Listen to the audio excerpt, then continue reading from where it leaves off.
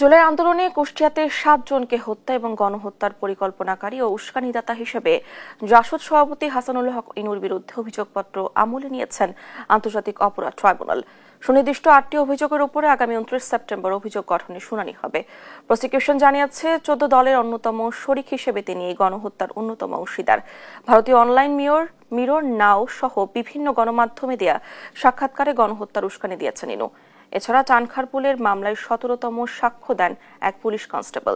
তিনি বলেন, ঊর্ধ্বতন কর্তৃপক্ষ নির্বিচারে গুলির নির্দেশ দিয়েছিল। গুলি করতে বিরত থাকলে অকথ্য গালি দেওয়া হতো। পরে 5 অক্টোবর এই মামলার পরবর্তী সাক্ষ্য গ্রহণের দিন ধার্য করা হয়।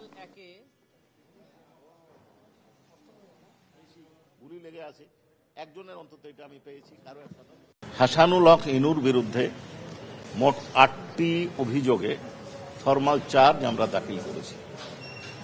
অনারেবল ট্রাইব্যুনাল 2 আমাদের ফরমাল চার্জ সংশ্লিষ্ট ডকুমেন্ট বিবেচনা করে আসামি হাসানুল হক ইনুর বিরুদ্ধে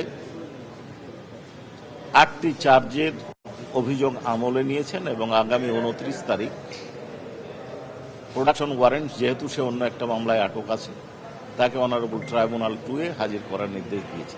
যারা ভিকটিম এবং যারা সেখানে উপস্থিত থেকে গুলিবর্ষণ হতে দেখেছেন তাদের সাক্ষ্য গ্রহণের মধ্য দিয়ে 17তম সাক্ষীর সাক্ষ্য গ্রহণ শেষ হল। আগামী 5 অক্টোবর এই মামলার পরবর্তী সাক্ষ্য গ্রহণের জন্য দিন নির্ধারণ করা হয়েছে।